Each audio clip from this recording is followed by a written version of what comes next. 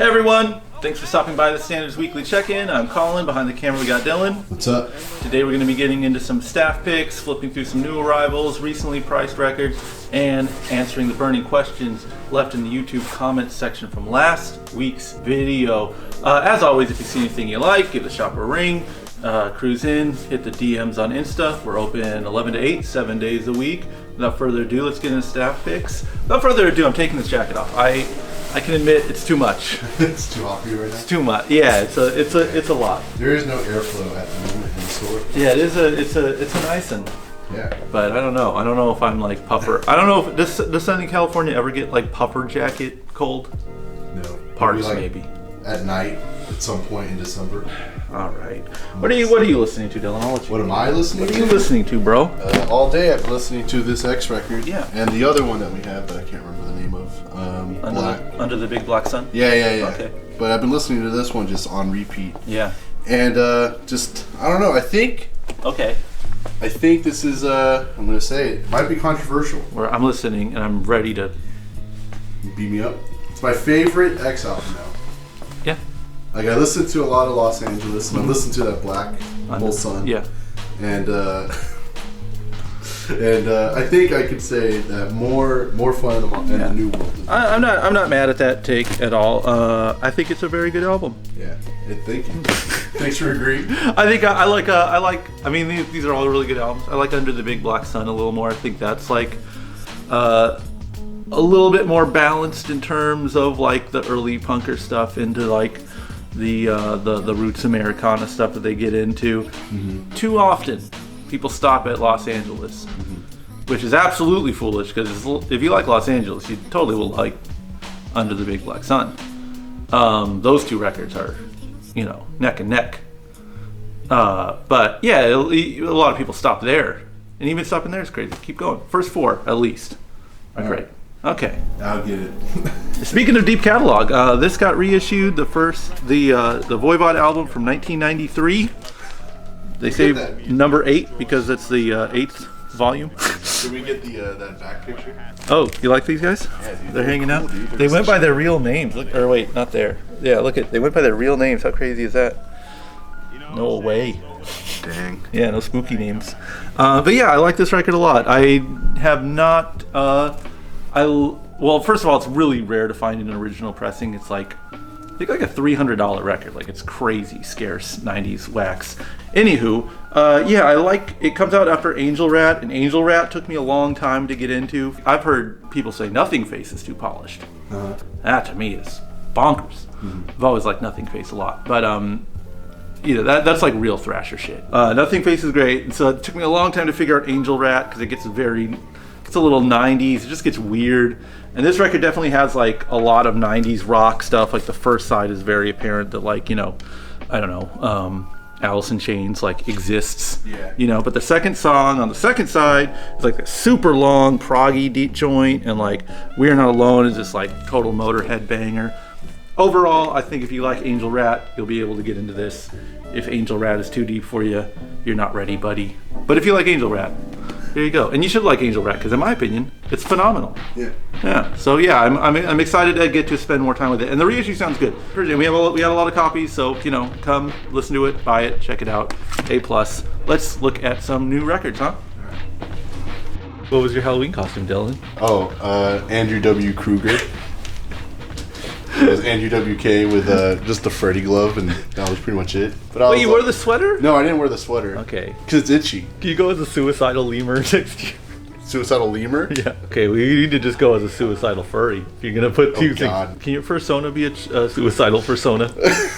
So it's like a furry with a mesh shirt. Damn, that is the hardest look. That was his. Was it like it's like a football jersey over a mesh shirt or a mesh shirt over a football jersey? I think it's like white shirt and just like a mesh shirt over that for so no reason. Fucking cool. For both Mike Muir and Glenn Danzig to be in peak physical condition at the height of their fame. Careers. Yeah. Yeah.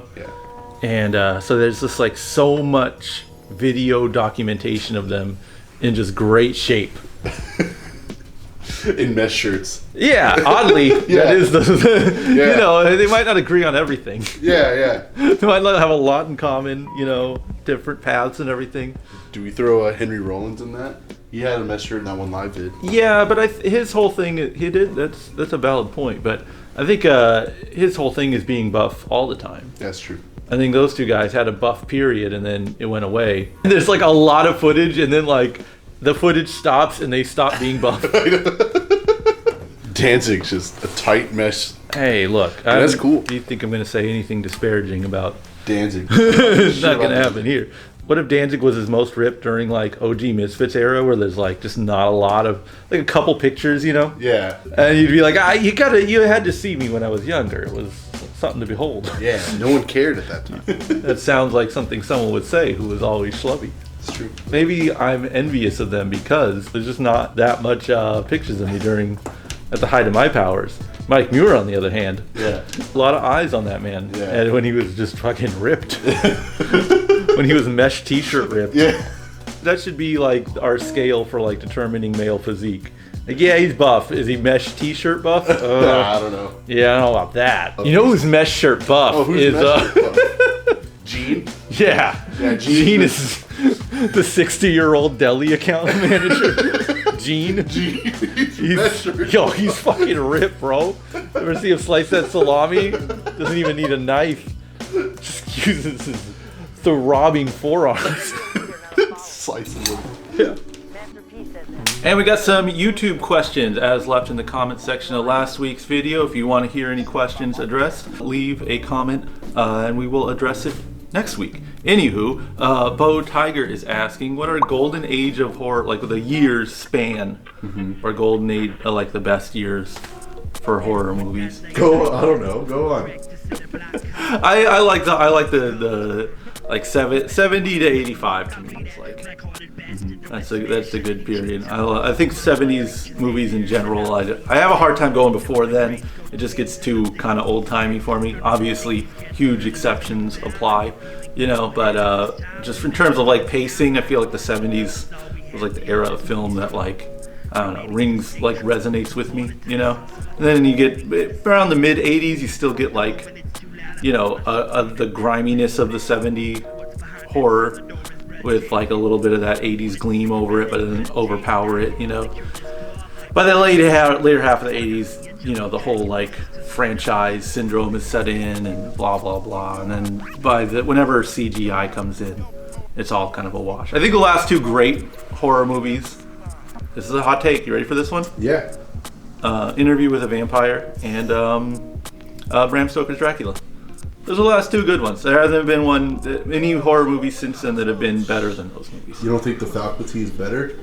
No, I don't think The Faculty is better. I don't think I Know What You Did Last Summer is better. I don't think the remake of Prom Night is better? I don't think the remake of My Bloody Valentine is better. I don't think the remake of Black Christmas, both of them, is better? No, I don't think the American version of Let the Right One In is better. I don't think... Do you think the remake of Funny Games is better? I don't think that... you don't think The Grudge is better? The remake? What about... What's your golden era? I'm guessing... Can I guess? Yeah. 98 to 08. That's your favorite era? Yeah, I really like 98 to 08 horror movies. I like The Hills Have Eyes, the remake a lot. The Universal monster films, Wolfman, Frankenstein, regular Dracula, not the ones you were just naming. Standard issue Dracula. Yeah, yeah. Bela Lugosi, you know, a band that you really like, named a song after them. Right. I don't know if you knew that.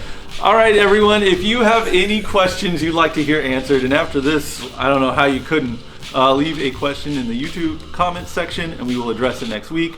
Thanks for watching, everyone. Bye.